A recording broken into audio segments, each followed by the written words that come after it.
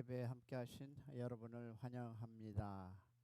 오늘 하나님의 말씀 안에서 우리가 배울 것들이 있지만 오늘의 말씀의 중심은요, 딱 간단합니다. 우리는 삶의 현장에서 거룩을 실습해야 한다라는 것이 오늘 중심 사상입니다. 우리의 삶의 현장에서 거룩을 실습해야 한다.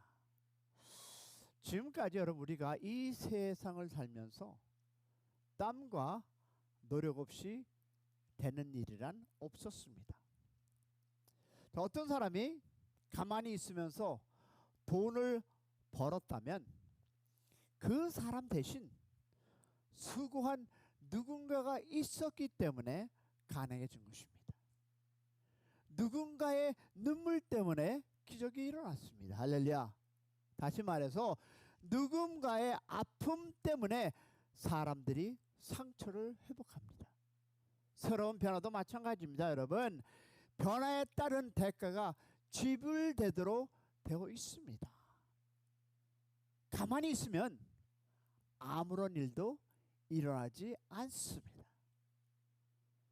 여러분, 그리스도인들이 되었다는 것은 새로운 변화가 계속 일어나고 있다는 뜻입니다. 그러면 왜냐하면 새로운 생명이 내 안에 있기 때문입니다.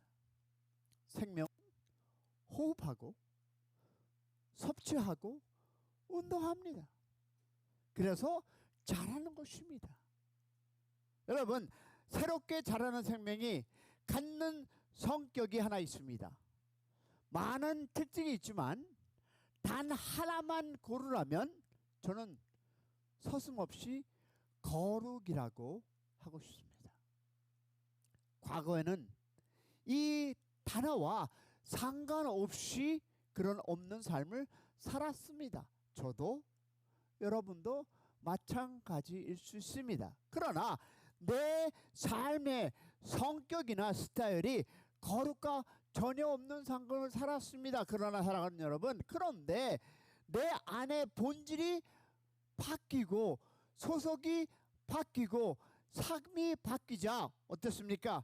삶의 모습이 바뀌기 시작했습니다.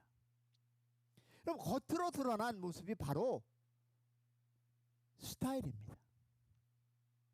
여러분, 한 사람 안에 무엇을 가지고 사는가 하는 것이 밖으로 보여주는 것이 바로 우리 스타일입니다. 여러분, 물론 보세요. 절대적인 것은 아닙니다.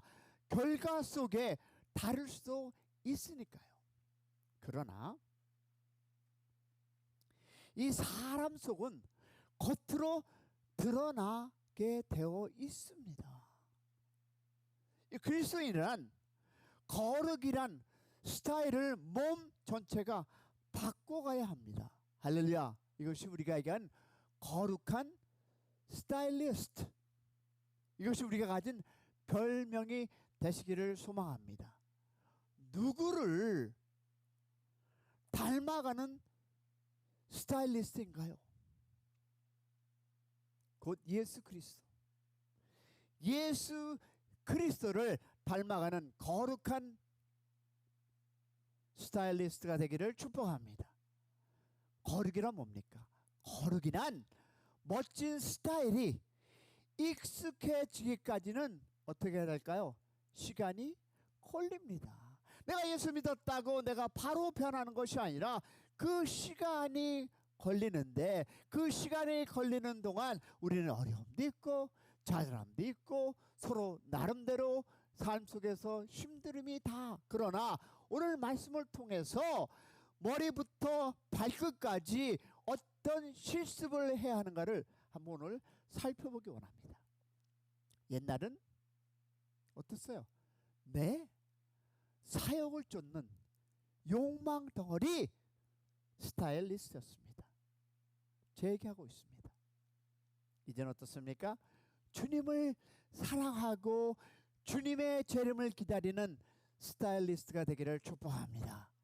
과거에는 조상의 망령된 그 형식을 따라 사는 스타일리스트였습니다. 그러나 지금은 주님의 한없는 보혈을 경험하고 사는 우리 모두가 되기를 소망합니다. 과거에는 풀같은 육체의 신경을 쓰며 산 스타일리스트였습니다.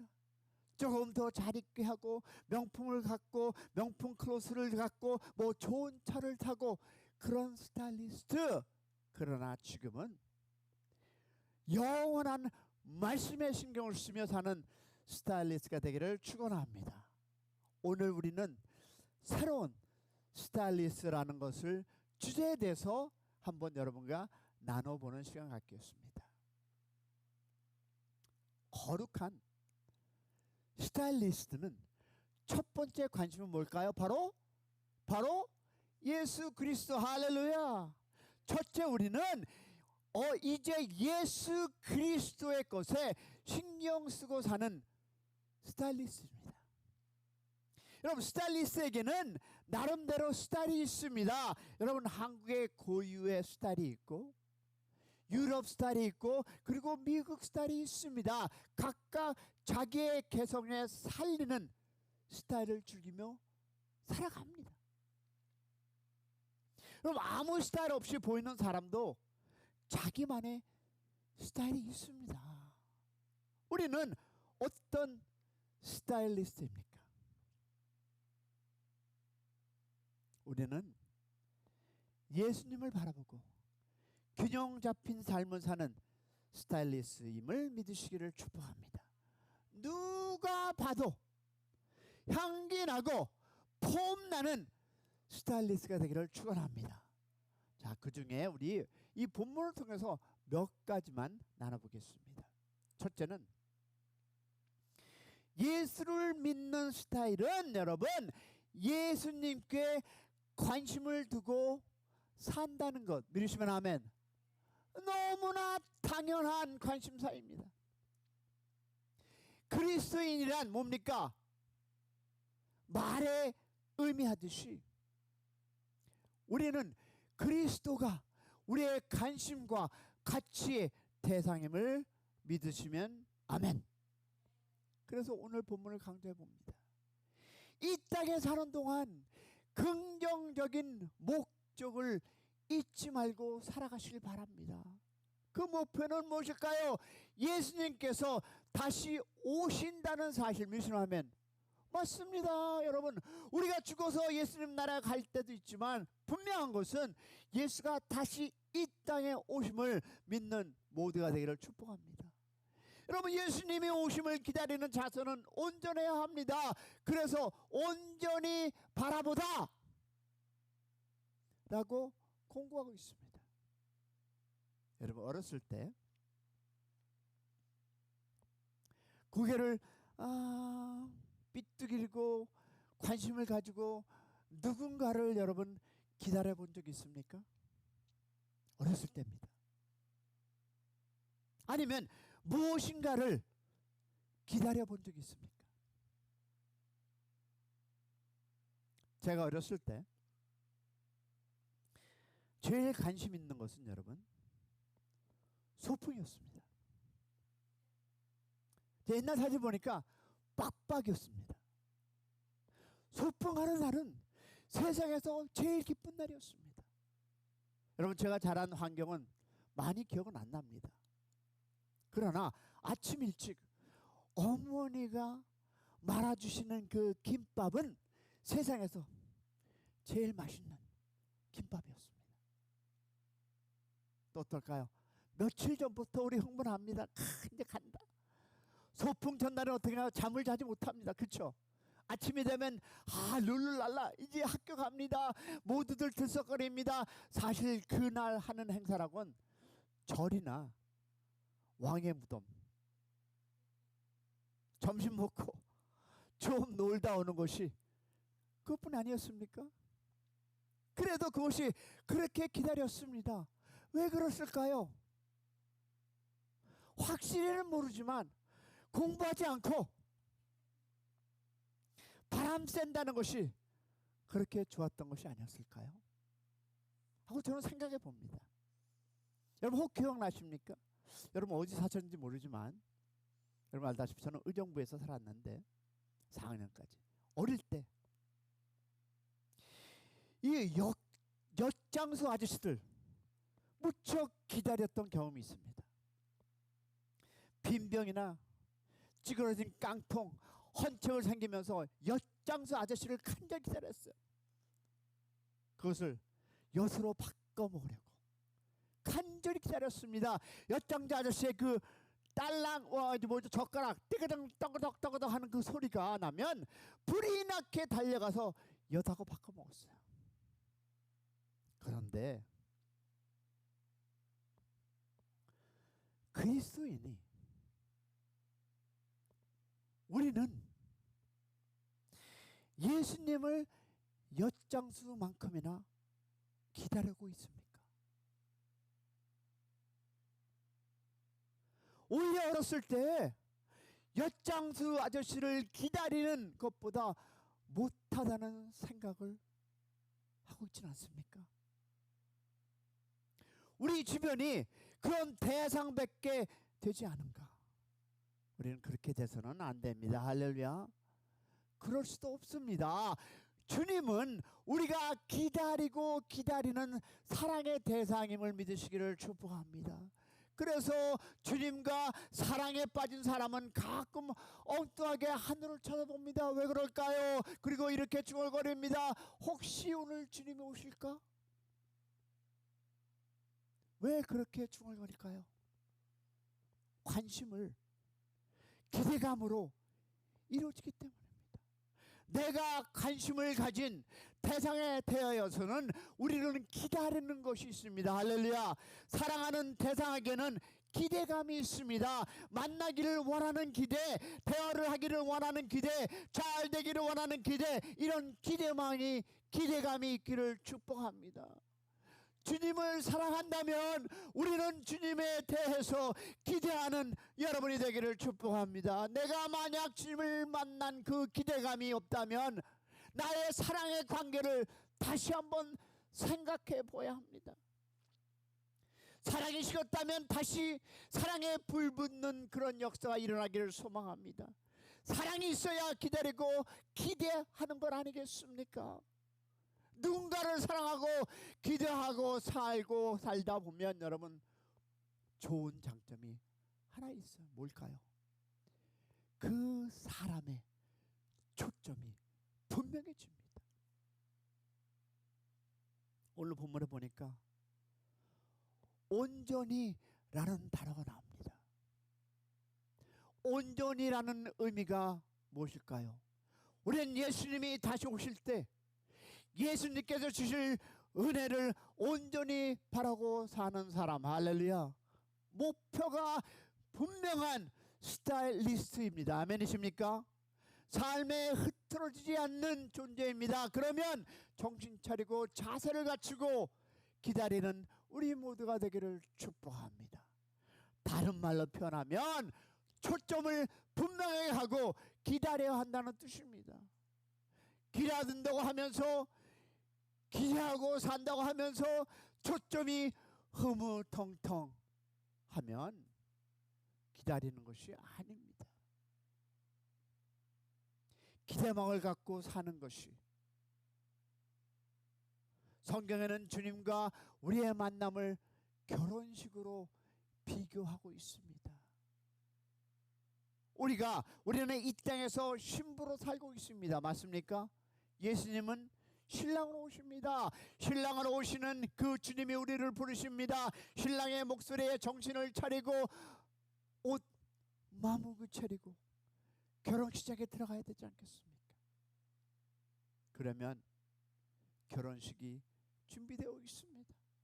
그런데 우리가 졸거나 아예 자고 있는 신부가 있다면 그 신부는 결혼식을 놓칩니다. 일생에 단 한 번 하는 결혼식에 졸다가 오지 못한다는 것이 말이 됩니까? 그러나 교회는 그런 사람도 있을 수 있습니다. 게으른 피다가 오지 못했다는 것이 말이 됩니까? 사랑하는 여러분, 결혼식을 준비하고 있는 신부는 어떨까요? 긴장하고 있습니다. 여러분 결혼해 보셨지 않았습니까? 여러분 결혼할 때 어땠습니까? 떳떳하고 그냥 무감각이었습니까? 아니에요. 긴장했습니다. 사진 찍을 때마다 어려움이 있고 조금이라도 더 이쁘게 하려고 긴장하지 않습니까? 자세를 갖추고 있습니다. 흥분이 있기도 합니다. 그러면 오늘 본문에는 우리가 무엇입니까? 허리를 동이고 근신하라 하는 명령을 받았습니다. 바로 허리를 동이고 근신한다는 것이 신부가 신랑을 위하여 준비한 삶을 사는 자세 아니겠습니까? 다른 말로 표현하면 한쪽으로 너무 쏠리지 말고 균형을 잘 유지하라는 뜻입니다. 여러분, 근신이란 무슨 뜻입니까? 인생이 어디로 가는지 명확한 견해를 가지고 있다.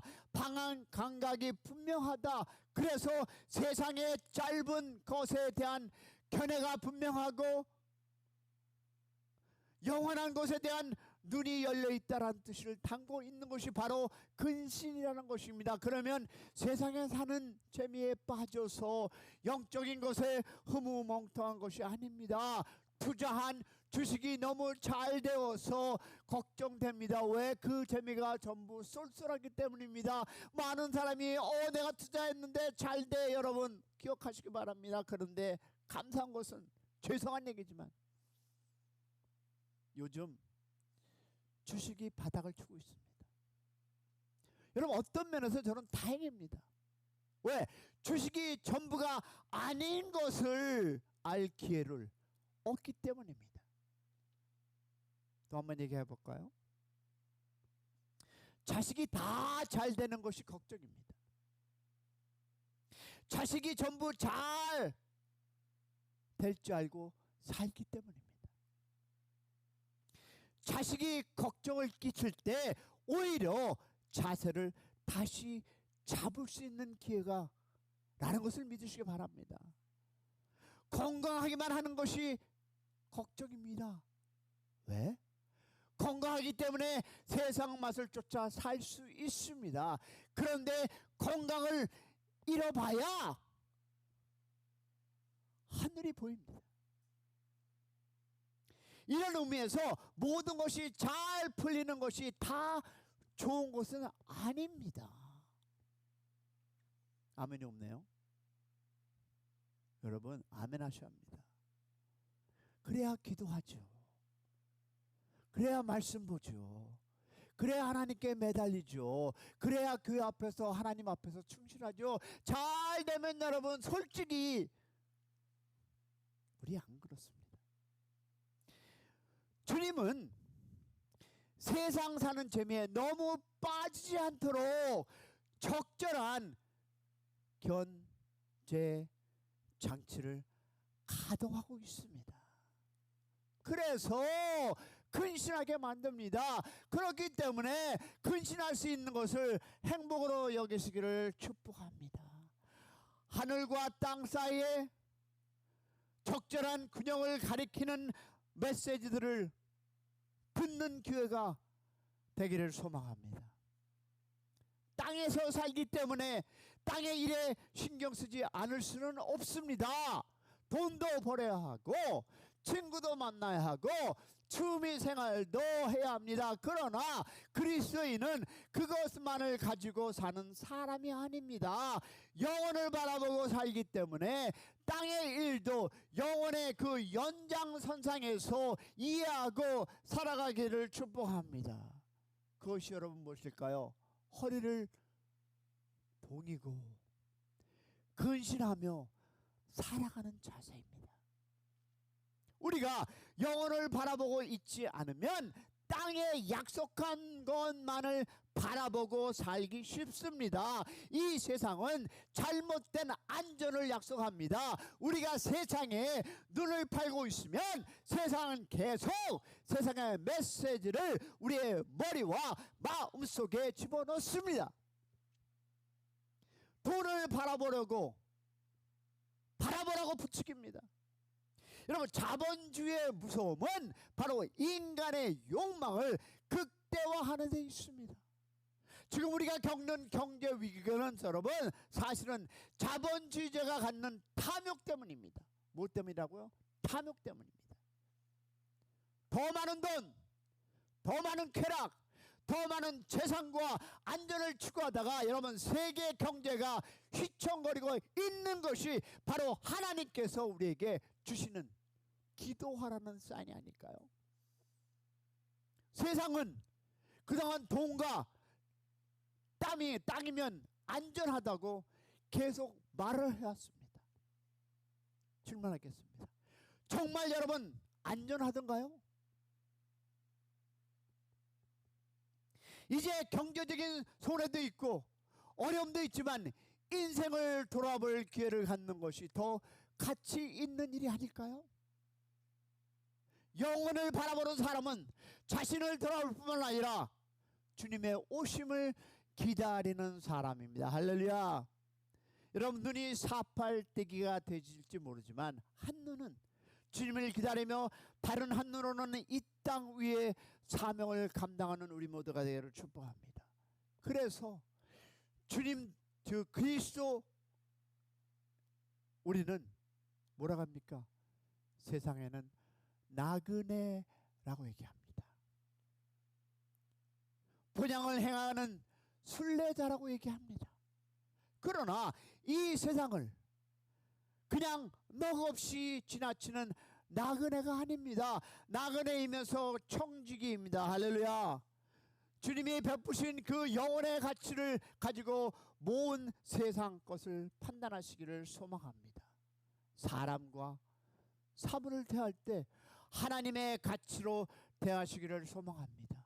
우리가 가진 한 가지 사명이 있습니다. 곧 주님의 청지기 사명을 믿으시기를 축복합니다.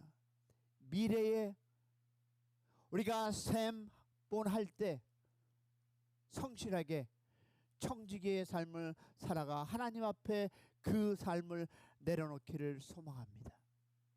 여러분, 이상하게 들을지 모르지만 우리는 지구를 지키는, 영화 보셨습니까? 마징가 Z입니다. 끊임없이 지구를 위협하는 이 어둠의 세력에 맞서 세상을 구하는 사람으로 살아가야 합니다. 마징가 Z. 여러분 어린아이들 보지 않았습니까? 여러분도 어렸을 때 봤잖아요. 마징가 Z, 세상을 지키는. 안 봤어요? 참 공부만 하느라고. 아이고 똑똑하신 분. 청지기는 바로 그런 사람입니다.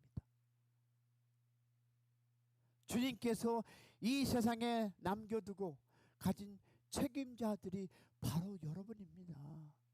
그러나 우리는 세상 사람들이 하는 것보다 얼마나 더 잘해야 하겠습니까? 저는 우리가 청지기로 시간과 일과 돈을 잘 운영할 수 있는 세 가지를 나눠보겠습니다. 첫째, 사람에게 투자하세요. 여러분 인생을 살아가면서 여러분이 투자할 것은 사람에게입니다. 이웃을 위해 투자하시기 바랍니다. 특별히 여러분 가난한 자를 위해서 투자하시기 바랍니다. 여러분 이 투자는요 수지 맞는 투자입니다. 할렐루야. 둘째, 요한 웨슬리의 원칙을 실행하라. Gain all you can, save all you can, and give all you can. 무엇일까요? 정직하게 가능한 많이 버십시오. 꼭 써야 할 만큼 제하고 저축할 수 있는 최대로 저축하십시오. 그리고 뭡니까? 가능한 많이 베푸십시오.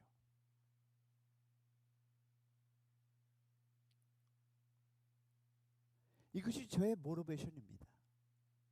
우리 가정에 우리 자녀들은 아니지만 모티베이션입니다. 자, 세 번째 뭡니까? 약간의 불편함을 실행하라. 내가 누릴 수 있는 것보다 약간 작은 집, 아파트에 사십시오. 그러나 손님 대접이나 나그네 대접을 위한 목적이 있다면 큰 집, 아파트도 괜찮습니다. 포인트는 여기 있습니다. 여분의 재산은 멋진 일을 위해 사용하십시오. 자기만 잘 살게 될 때 눈물 흘리는 사람이 곁에 있다는 것을 기억하는 샘 커뮤니티 교회가 되기를 소망합니다.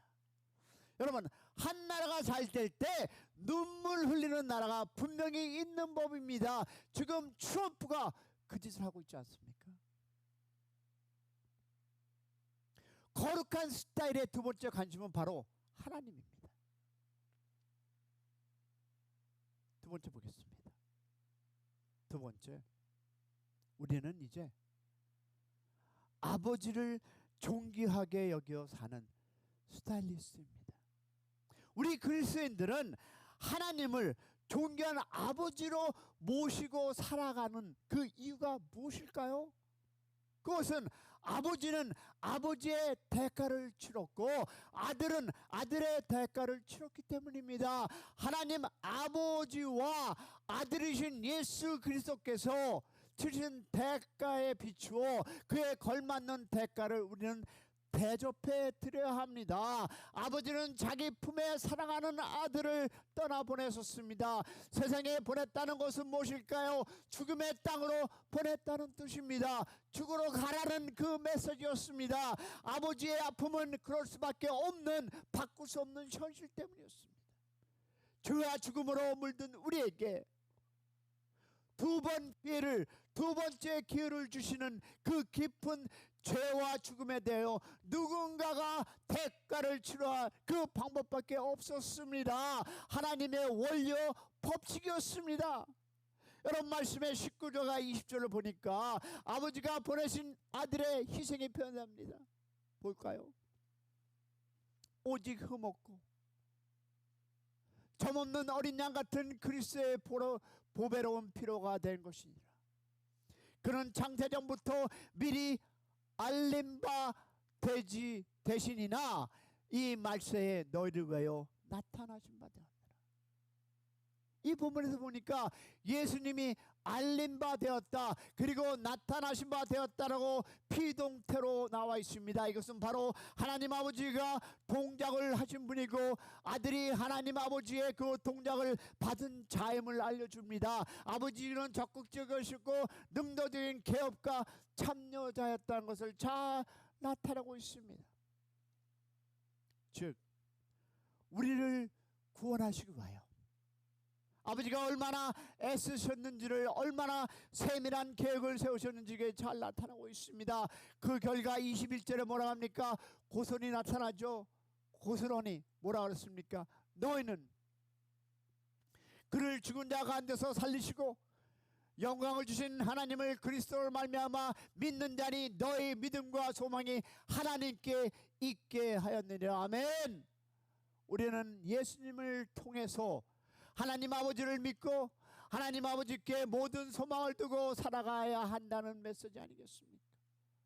모든 일을 계획하시고 이뤄가시고 완성하신 분은 바로 아버지 하나님. 할렐루야. 예수님 자신도 때와 기한을 하나님 아버지의 손에 있다고 분명히 말씀하셨습니다. 그러므로 우리가 이 땅에 사는 동안 믿음과 소망 가운데 아버지를 아버지로 존귀하게 대하여 경건하게 살아야 하지 않겠습니까? 더 나아가서 하나님 아버지는 미래의 모든 일과 행위를 다 드러낼 수 있는 것입니다. 하나님 앞에 숨길 수 있는 것은 있다 없다? 없습니다.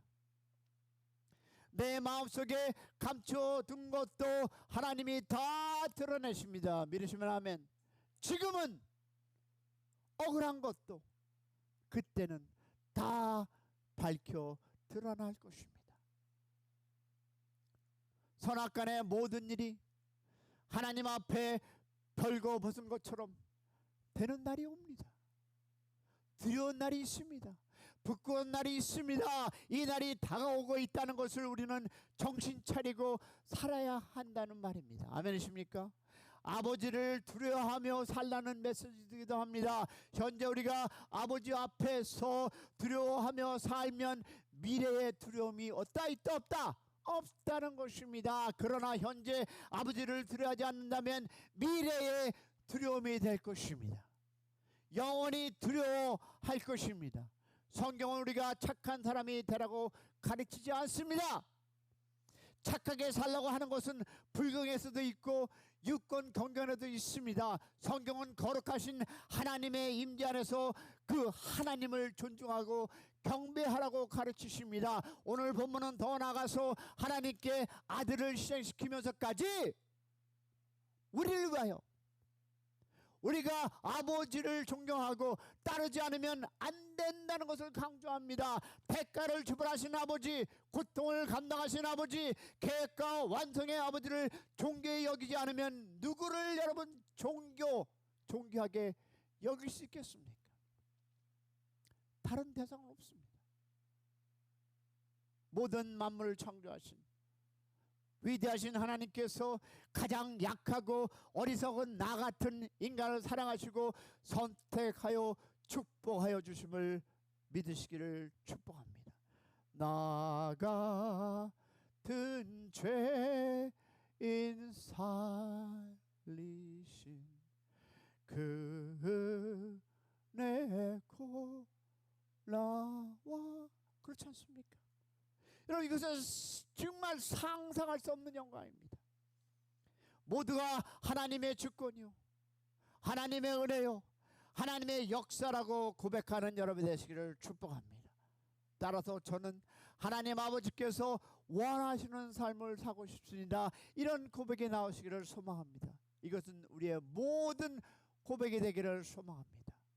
아버지를 모시고 살고 있기 때문에 착하게 사는 것은 당연한 결과입니다. 내가 착하게 살려고 해서 사는 것이 아니라 아버지의 자식이기 때문에 착하게 살 수밖에 없습니다.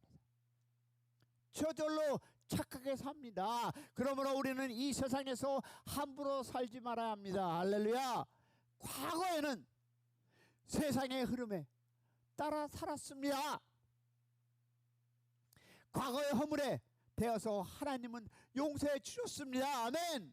이제 아버지의 뜻을 따라 살기 위해서 우리를 불러주셨습니다. 아멘이십니까? 그런데 자꾸 거부한다면 되돌릴 수 없는 일이 벌어집니다. 늘 하나님이 원하시는 것이 무엇인지를 민감하게 파악하시기 바랍니다. 아버지를 기쁘게 할 수 있는 일이 무엇인가를 알고 살아가시기를 소망합니다. 교회 목회를 하다 보면 많은 교인들이 아버지를 기쁘게 하기보다는 자기를 기쁘게 하는 일을 결정하고 진행합니다. 심지어 어떤 사람은 자기 성질대로 일하고 자기 성질대로 섬기다가 어려운 일이 생기면 교회를 떠납니다. 자기를 돌아볼 기회를 갖지 않습니다. 만나서 권고하고 하나님이 원하는 것이 무엇인지를 나눕니다. 그러나 아무 소용이 없습니다. 귀를 열지 않습니다. 마음을 열지 않습니다. 이미 결정하고 난 후라 목사가 뭐라고 말해도 아무 소용이 없습니다. 그런 사람은 이 교회 저 교회를 몇 년간 간격을 두고 떠돌아다닙니다. 사람들이 자기를 이해하지 못한다고 변명합니다. 나는 열심히 했는데 사람들이 오해한다고 설명합니다. 제가 보기에 문제는 당사자, 주변 사람이 아니라 바로 그 사람인데 인생이 그만큼 자기를 보지 못합니다. 우리도 크고 작게 이런 모습이 있습니다.